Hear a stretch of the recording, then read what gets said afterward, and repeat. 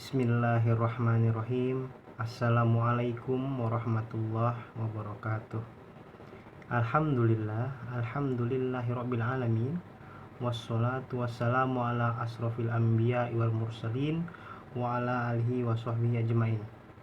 Asyhadu an la ilaha illallah wahdahu la syarikalah wa asyhadu anna Muhammadan abduhu wa rasuluh alladzi la nabiyya ba'dah.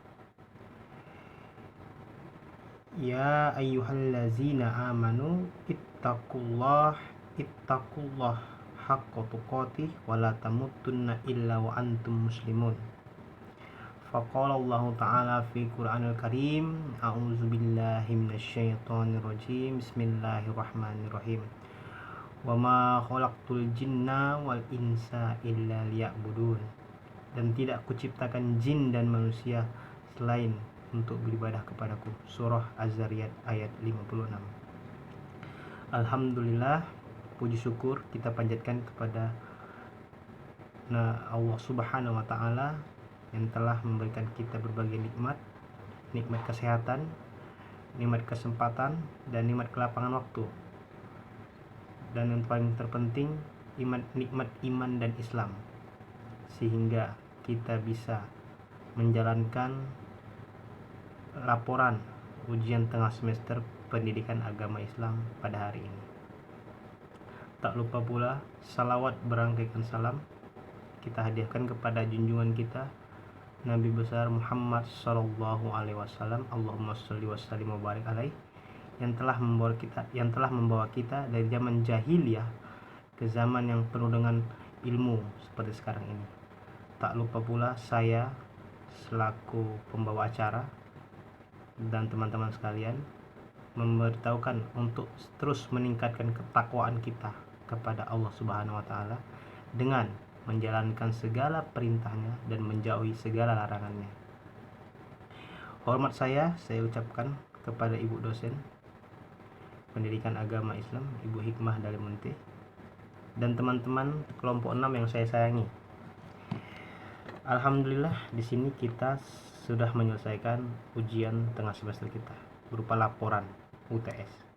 Izinkan saya untuk memperkenalkan anggota kelompok saya, yaitu kelompok 6, di mana ada Muhammad Faiz Zaki, saya sendiri, Imron Najibullah Siregar, Miftah Khairani, Agus Permana, Muhammad Fahrial Anhar, Nanda Ardiansa Saragi, dan Ahda Sabilah. Di sini kami selaku kelompok 6 sudah merangkum sebanyak 5 bab ringkasan, yang dimana bab pertama berjudul Mengenal Allah sebagai Tuhan yang Maha Esa. Yang kedua, memahami istilah Islam, iman, dan ihsan. Yang ketiga, manusia menurut Islam. Yang keempat, manusia sebagai khalifah Allah. Dan yang kelima, hukum dan Islam, di mana materi-materi ini akan disampaikan oleh teman-teman saya tadi secara bergantian per bab, di mana saya akan memberikan gambaran tentang materi yang akan kami sampaikan. Di sini ada tentang mengenal Allah sebagai Tuhan yang Maha Esa, lalu memahami istilah Islam, iman, dan ihsan untuk di bab keduanya. Pada bab ketiga kita akan membahas tentang manusia menurut Islam. Bagaimana sih manusia menurut Islam itu? Yang keempat, kita akan membahas tentang manusia sebagai khalifah Allah. Kenapa manusia dikatakan sebagai khalifah Allah? Di sini akan dijelaskan oleh teman saya nanti. Selanjutnya, yang terakhir adalah hukum dan Islam. Apa kaitannya hukum dan Islam sehingga menjadi hukum Islam? Ya, kita kembali ke halaman awal. Kita akan mulai membahas tentang bab pertama.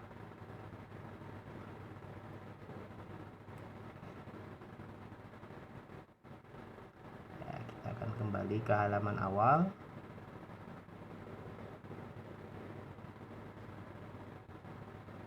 Ini dia, mengenal Allah sebagai Tuhan yang Maha Esa. Kepada teman saya persilahkan.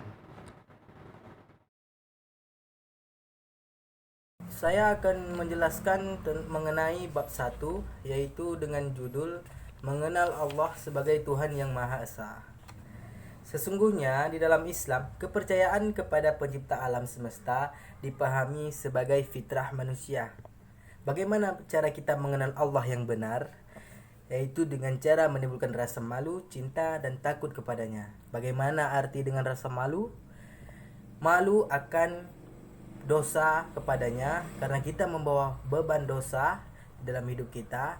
Sedangkan cinta yaitu dengan rindu kepada beliau, kepada Allah Subhanahu wa taala, dan senang memperoleh pahala-pahalanya.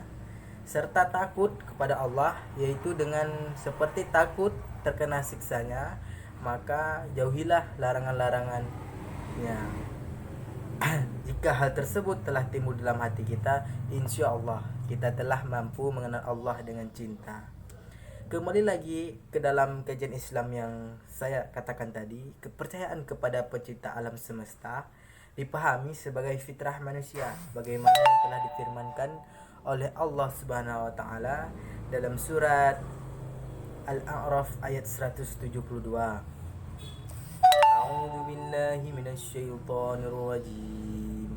Bismillahirrahmanirrahim.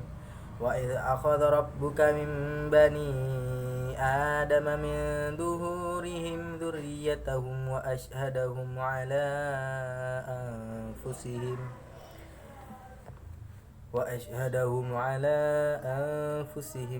alastu birabbikum qalu bala syahidna an taqulu yawmal qiyamati inna kunna an hadza ghafilin, yang artinya, dan ingatlah ketika Tuhanmu mengeluarkan keturunan anak-anak Adam dari sulbi mereka, dan Allah mengambil kesaksian terhadap jiwa mereka. Bukankah aku ini Tuhanmu? Mereka menjawab, betul, engkau Tuhan kami, kami menjadi saksi. Kami melakukan yang demikian itu agar di hari kiamat kamu tidak mengatakan, sesungguhnya kami Bani Adam adalah orang-orang yang lengah terhadap ini. Kesan Tuhan. Dari ayat tersebut dapat kita ambil bahwasanya pada dasarnya manusia diciptakan sebagai seorang orang yang bertauhid dan menyerahkan diri kepada Allah. Namun ketika mereka dilahirkan ke dunia dan ruh yang imateri bersatu dengan jasad yang materi, maka kesadaran ilahiyah itu hanya bersifat potensial atau disebut dengan fitrah. Untuk itu sebelumnya, maka mari kita mengenal Allah. Alangkah baiknya kalau kita membersihkan hati kita dari berbagai penyakit, dosa, dan hal apapun yang dilarang oleh Allah, yang membuat hati kita menjadi petang atau gelap. Hanya dengan cara itulah kita bisa mengerti apa rahasia-rahasia yang selama ini kita tidak tahu. Sehingga dengan kita menghapus tersebut, kita dapat mengenal Allah sebagai Tuhan yang Maha Esa.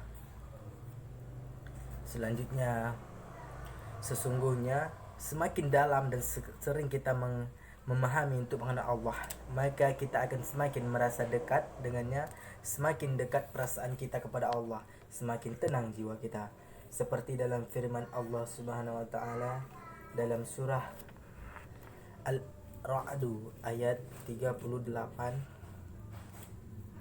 A'udzu billahi minasyaitonir rajim. Bismillahirrahmanirrahim.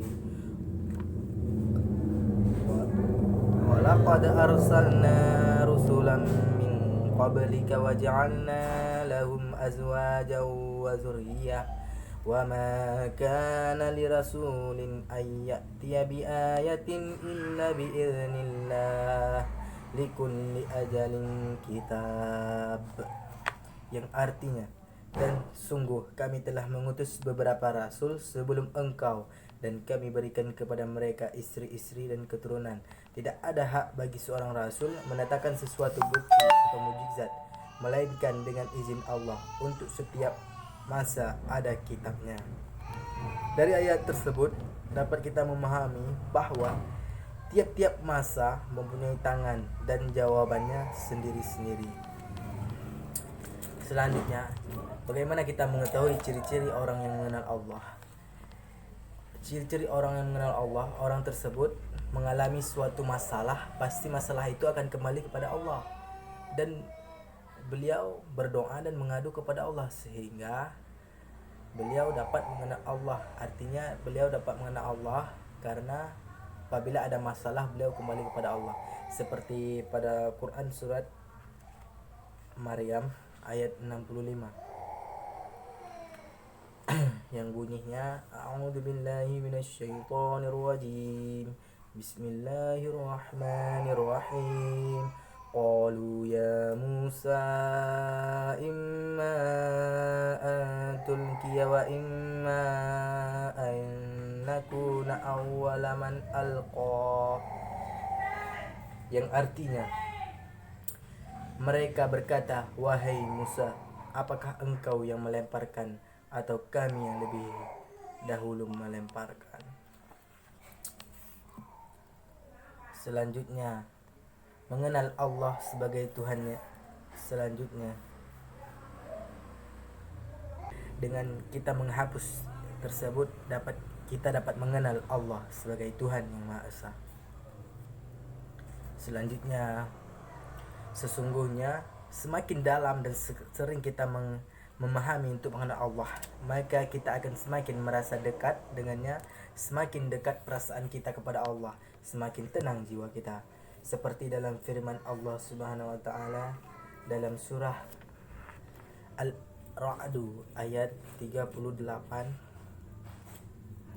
A'udzu billahi minasyaitonir rajim. Bismillahirrahmanirrahim. Wa laqad arsalna rusulan min qablika wa ja'alna lahum azwajan wa dzurriyyah. وَمَا كَانَ لِرَسُولٍ أَن يَأْتِيَ بِآيَةٍ إِلَّا بِإِذْنِ اللَّهِ لِكُلِّ أَجَلٍ كِتَابٌ. Yang artinya, dan sungguh kami telah mengutus beberapa rasul sebelum engkau, dan kami berikan kepada mereka istri-istri dan keturunan. Tidak ada hak bagi seorang rasul mendatangkan sesuatu bukti atau mukjizat melainkan dengan izin Allah. Untuk setiap masa ada kitabnya. Dari ayat tersebut dapat kita memahami bahwa tiap-tiap masa mempunyai tangan dan jawabannya sendiri-sendiri. Selanjutnya, bagaimana kita mengetahui ciri-ciri orang yang mengenal Allah?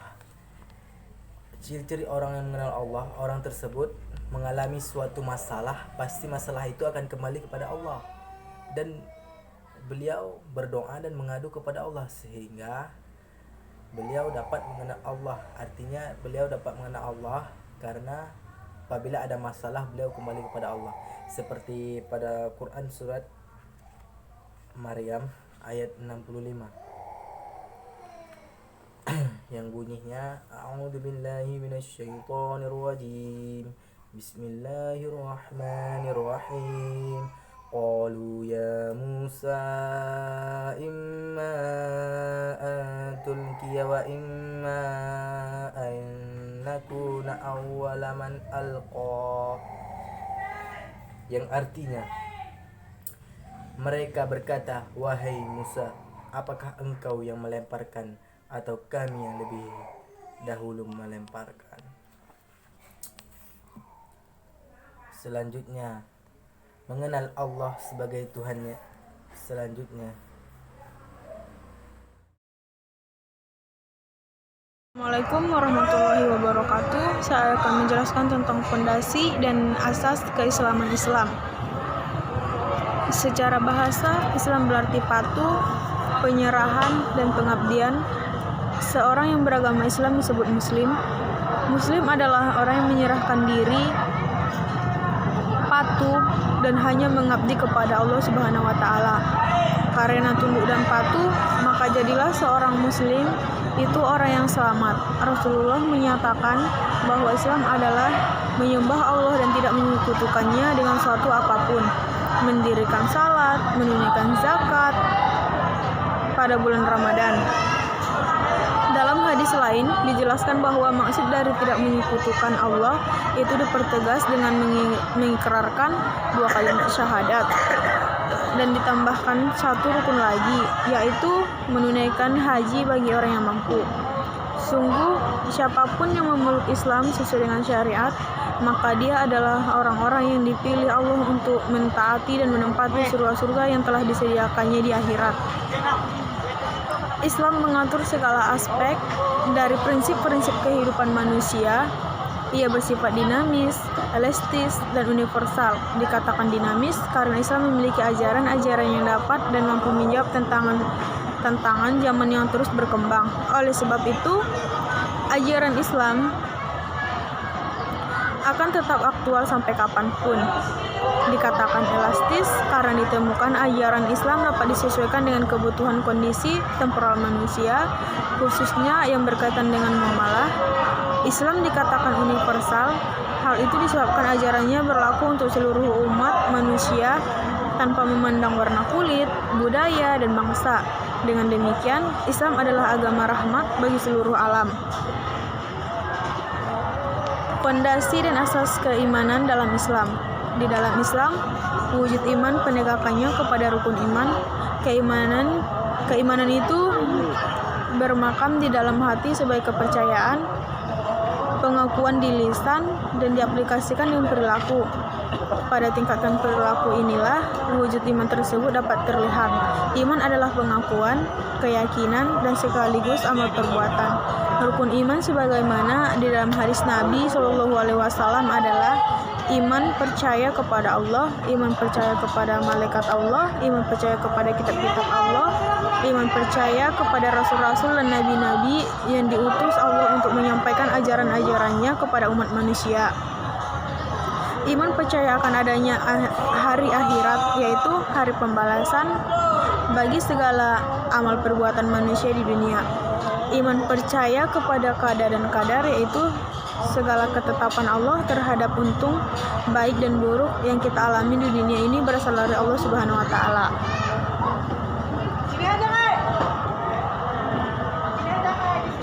Ihsan dalam agama Islam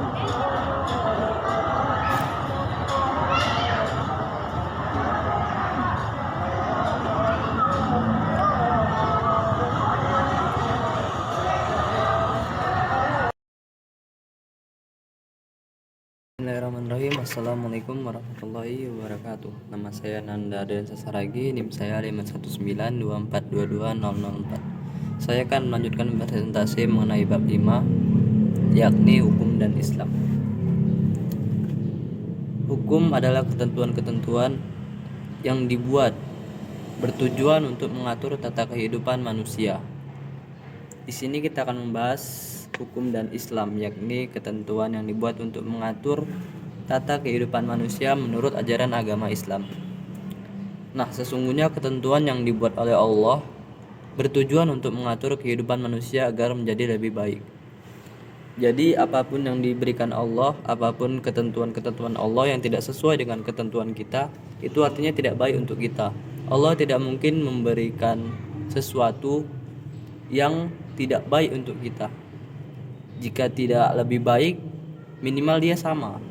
Jadi Allah tidak mungkin memberikan yang lebih buruk, melainkan lebih baik. Di dalam surah An-Nisa ayat 105 Allah menjelaskan, Bismillahirrahmanirrahim. Inna anzalna ilaikal kitaba bil haqqi litahkuma baina unnasi bima araqallah wa la takul lil khainina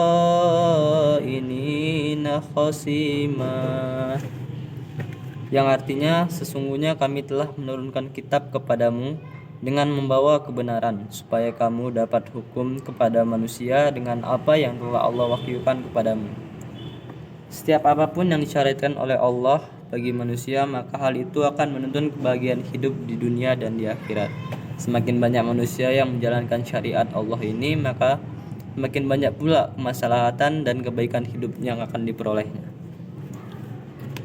Ciri-ciri syariat Islam. Yang pertama, bersifat menyeluruh. Allah berfirman dalam surah Al-Baqarah ayat 85 dan An-Nisa 150. Salah satu ayatnya akan saya bacakan. Bismillahirrahmanirrahim. Innalladzina yakfuruna billahi wa rusulihi wa yuriduna an yufarriqu bainallahi wa rasulihi wa yaquluna nu'minu bi ba'din wa nakfuru bi ba'din wa yuriduna an yattakhidhu baina dzalika sabila. Yang artinya sesungguhnya orang-orang kafir kepada Allah dan Rasul-Rasulnya dan bermaksud membedakan antara keimanan kepada Allah dan Rasul-Rasulnya dengan mengatakan kami beriman kepada Allah dan sebagian dan kami kafir terhadap sebagian yang lain, serta bermaksud dengan perkataan itu sambil mengambil jalan tengah di antara yang demikian iman atau kafir. Disebabkan hukum Islam disyariatkan untuk kepentingan dunia dan akhirat, maka keadaan ini menjadi faktor terpenting yang mendorong pemeluknya untuk menaati hukum tersebut secara publik, pribadi pada waktu suka maupun duka. Di antara karakter hukum Islam yang terpenting adalah bersifat menyeluruh dan tidak ada yang bisa dipisah-pisahkan.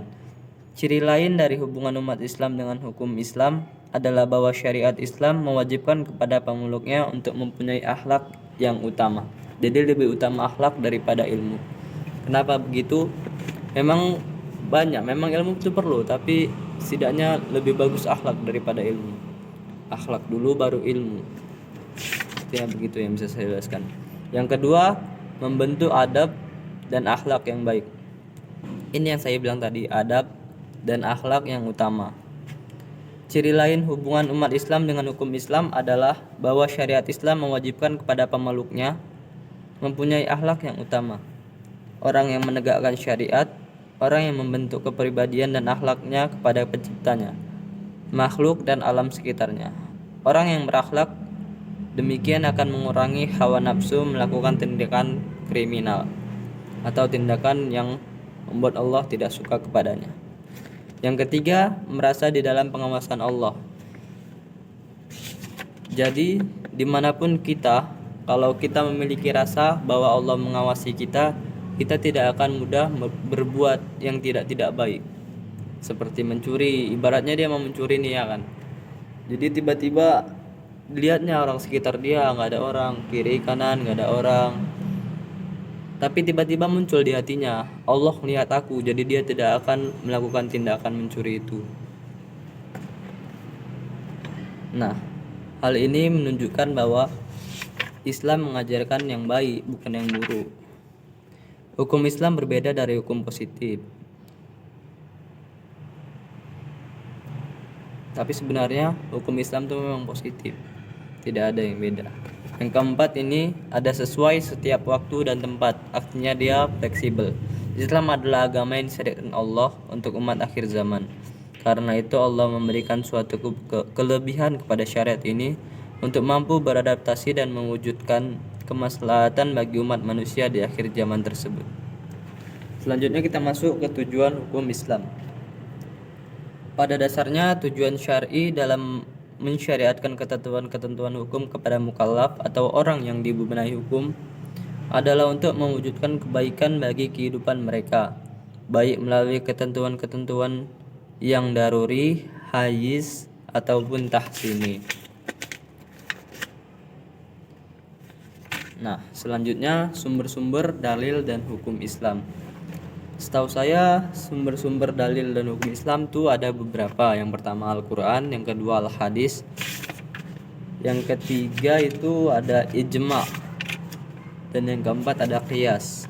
Yang pertama kita bahas Al-Quran. Al-Quran itu adalah kalamullah, jadi itu adalah perkataan Allah dan itu tidak mungkin berbohong. Perkataan Allah adalah pernyataan yang sangat-sangat tepat.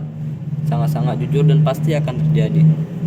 Al-Quran adalah kitab suci dari Tuhan, dari Allah yang diturunkan kepada Nabi Muhammad SAW dengan perantaraan malaikat Jibril alaihissalam dan dituliskan dalam mushaf, dimulai dari surah Al-Fatihah dan diakhiri dengan surah An-Nas serta berpahala membacanya.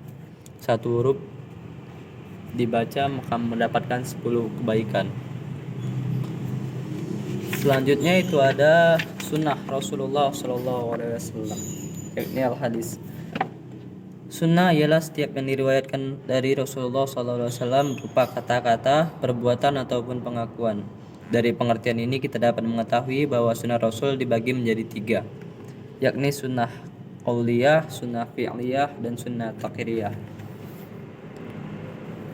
Yang pertama,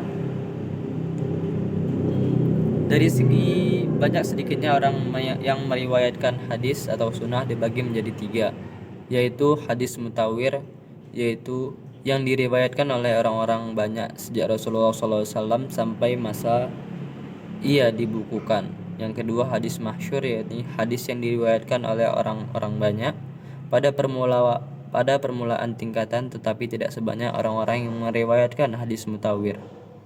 Yang ketiga, hadis ahad, yaitu hadis yang diriwayatkan oleh Rasulullah SAW oleh perorangan sampai kepada masa kemudian.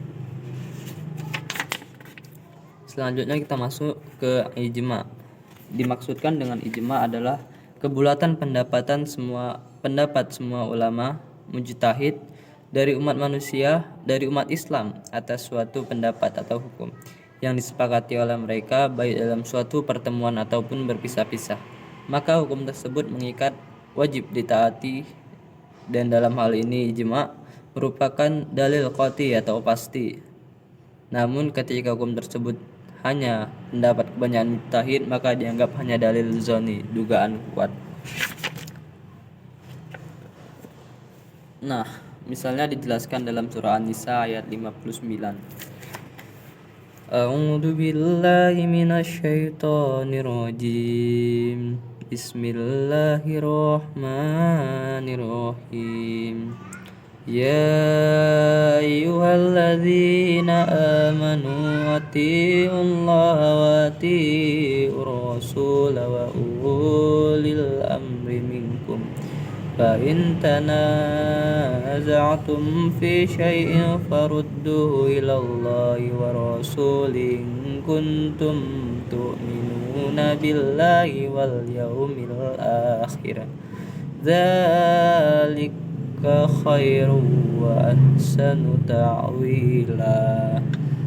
Yang artinya, hai orang-orang yang beriman, taatilah Allah dan taatilah Rasulnya dan ulil amri di antara kamu. Kemudian jika kamu berlainan pendapat tentang sesuatu, maka kembalikanlah ia kepada Al-Quran ataupun Allah dan Rasulnya, yakni as-sunnah. Jika kamu benar-benar beriman kepada Allah dan hari kemudian, yang demikian itu lebih utama bagimu dan lebih baik akibatnya. Selanjutnya adalah qiyas. Yang dimaksud dengan qiyas ialah mempersamakan hukum dari peristiwa yang belum ada ketentuannya dengan hukum pada peristiwa yang sudah ada ketentuannya, sebab antara kedua peristiwa tersebut terdapat segi-segi persamaan. Selanjutnya ada pembagian hukum Islam. Pembagian hukum Islam dari perspektif usul. Yang kedua ada hukum taklifi. Yang dimaksudkan dengan taklifi adalah ketentuan-ketentuan hukum yang menurut para mukallaf untuk mengerjakan atau meninggalkan sesuatu hukum taklifi sebagaimana telah diuraikan di atas terbagi 4, yaitu wajib, mandub, haram, dan makruh. Yang pertama itu ada wajib. Nah, wajib di sini apabila dikerjakan berpahala dan ditinggalkan berdosa. Nah, itu menurut istilah. Setahu saya dan yang setelah saya pelajari, wajib adalah ketentuan yang harus dikerjakan namun sesuai dengan kemampuan. Nah, adalah ketentuan yang harus dikerjakan namun sesuai dengan kemampuan. Nah, apabila kan sholat nih wajib berdiri, apabila tidak mampu berdiri dia duduk. Nah, sholat itu kan wajib, jadi dilakukan dengan sesuai kemampuan. Selanjutnya ada mandub. Yang dimaksudkan dengan mandub adalah ketentuan-ketentuan syar'i tentang bagaimana amaliyah yang harus dikerjakan mukallaf dengan tuntutan yang tidak mengikat. Sebagaimana dijelaskan dalam surah Al-Baqarah ayat 282. Bismillahirrahmanirrahim. Ya ayyuhalladzina amanu idza tadayantum bidainin ila ajalin musamma faktubuh. Wahai orang-orang yang beriman, jika kalian berhutang piutang waktu tertentu, maka hendaklah kalian mencatatnya. Nah, seperti itu. Selanjutnya kita masuk ke haram. Haram ini apabila dikerjakan berdosa dan ditinggalkan dia berpahala.